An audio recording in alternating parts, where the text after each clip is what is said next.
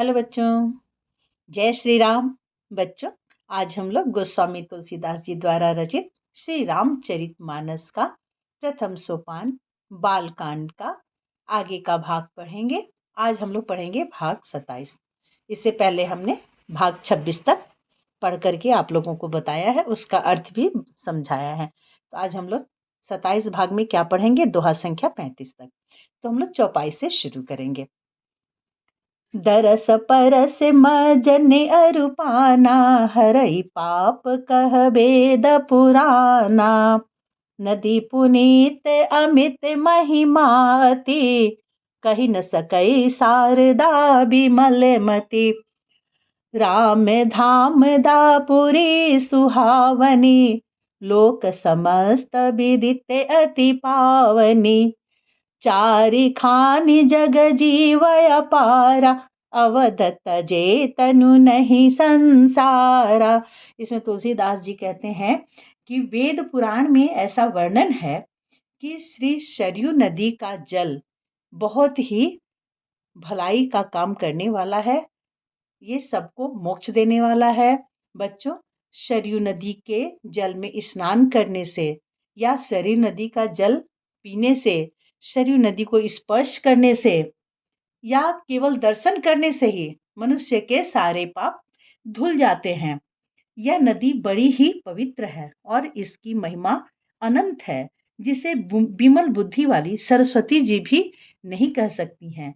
यह शोभायमान अयोध्यापुरी श्री रामचंद्र जी के परम धाम को देने वाली है। सब लोकों में यह प्रसिद्ध है और यह नदी अत्यंत पवित्र है। जगत में अंडज, स्वेदज, उद्भिज और जरायुज, ये 4 प्रकार के जीव हैं और 4 प्रकार के जीव में अनंत जीव हैं। ये सारे जीव अगर इनमें से कोई भी अयोध्या जी में अपना शरीर छोड़ते हैं, यानी उनकी मृत्यु अगर अयोध्या नगरी में होती है, तो वे फिर संसार के बंधन से मुक्त हो जाते हैं। जन्म मृत्यु के चक्कर से वो छूट जाते हैं और ये भगवान के परम धाम को प्राप्त करते हैं। तो ये सरयू नदी की महिमा और अयोध्या नगरी की महिमा का वर्णन करते हुए गोस्वामी तुलसीदास जी कहते हैं। बच्चों, यहाँ पे कुछ शब्द आए हैं अंडज, स्वेदज, उद्भिज और जरायुज। तो आप इसको ठीक से समझे हैं कि नहीं, इसलिए मैं इसको थोड़ा अच्छे से बता रही हूँ विस्तार से। ऐसे मैंने पहले के वीडियो में भी एक बार जब ये शब्द आए थे तो मैंने वर्णन किया था विस्तार से। यहाँ मैं संक्षेप में बता रही हूँ। अंडज का अर्थ होता है अंड जोड़ ज, यानी अंड से, यानी अंडा से उत्पन्न होने वाला। जैसे चिड़िया, चिड़िया पहले क्या है, अंडा देती है, उस अंडे से में फिर क्या होता है, बच्चे बाहर आते हैं। उसी तरह से सांप है, बिच्छू है, बहुत सारे जीव हैं जो अंडा से उत्पन्न होते हैं, उनको कहा जाता है अंडज। फिर है स्वेदज। ऐसे तो स्वेद का अर्थ होता है पसीना, तो स्वेदज में केवल पसीना से उत्पन्न होने वाले नहीं, पसीना से उत्पन्न होने वाले या शरीर के मैल से उत्पन्न होने वाले, यानी गंदगी से उत्पन्न होने वाले बहुत सारे जीव हैं, उनको कहा जाता है स्वेदज।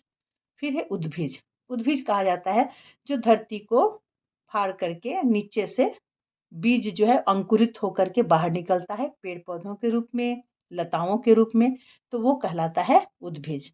और जरायुज जो माता के गर्भ से डायरेक्ट उत्पन्न होता है, उसे कहते हैं जरायुज। जरायुज के अंतर्गत आ जाते हैं आपको सबसे उत्तम जीवन कहा जाता है मनुष्य का, वो जरायुज के अंतर्गत ही आते हैं। उसके अलावा बहुत सारे जरायुज हैं, जैसे गाय, भैंस, बकरी, सुअर, कुत्ता, बिल्ली, शेर, भालू, ये सब जो है ये सब जरायुज ही हैं। तो कई तरह के जानवर हैं, ये 4 प्रकार के हो गए, लेकिन 4 प्रकार में फिर बहुत सारे जीव हैं। ये सारे जीव अगर ये अयोध्या नगरी में जाकर अगर इनका प्राण छूटता है तो ये मोक्ष को प्राप्त हो जाते हैं, यानी हर योनि में उनको नहीं भटकना पड़ता है, वो सीधे मोक्ष को प्राप्त हो जाते हैं। राम धाम दापुरी सुहावनी, लोक समस्त विदित अति पावनी। यही इस लाइन में वर्णन किया गया है। अब बच्चों आगे है, सब विधि पुरी मनोहर जानी, सकल सिद्धि प्रद मंगल खानी। विमल कथा कर किन्हय रंभा, सुनत न साहि काम मद दंभा। रामचरित मानस यही नाम, सुनत श्रवण पाई अभिश्राम। मन करी बिन विषय अनल बन जरई, होई सुखी जो यही सर परई। इसमें तुलसीदास जी कहते हैं कि इस अयोध्यापुरी को सब प्रकार से मनोहर, सब सिद्धियों को देने वाली और कल्याण की खान समझकर मैंने इस निर्मल कथा का आरंभ किया है। कौन सी कथा? ये भगवान श्री राम की कथा के विषय में बता रहे हैं तुलसीदास जी, जिसके सुनने से काम, मद और दंभ सारे नष्ट हो जाते हैं। इसका नाम रामचरितमानस है, जिसके कानों से सुनते ही शांति मिलती है। मन रूपी हाथी विषय रूपी दावानल में जल रहा है, वह यदि इस रामचरित रूपी सरोवर में आ पड़े तो सुखी हो जाए। रामचरित मानस मुनि भावन, बिरचेउ शंभु सुहावन पावन। त्रिविध दोष दुख दारिद दावन, कलि कुचाली कुली कलुष नसावन। रचि महेश निज मानस राखा, पाई सुसमउ सिवासन भाषा। ताते रामचरित मानस बर, धरे नाम ही ये हेरि हरषि हर। कहूँ कथा सोई सुखद सुहाई, सादर सुनहु सुजन मन लाई। दोहा।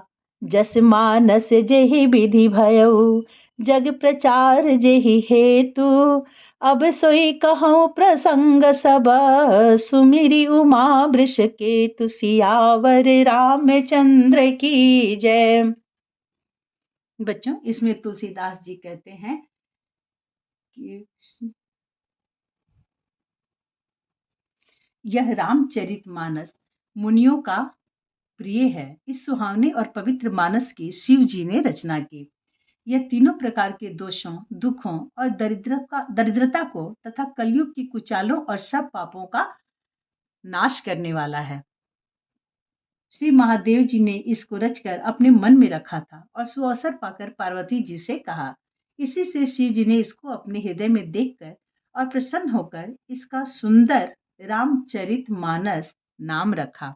बच्चों, इससे पहले के वीडियो में मैंने बताया है कि किस तरह से पार्वती जी ने शिव जी से आग्रह किया, तब शिव जी ने श्री राम कथा पार्वती जी को सुनाई थी।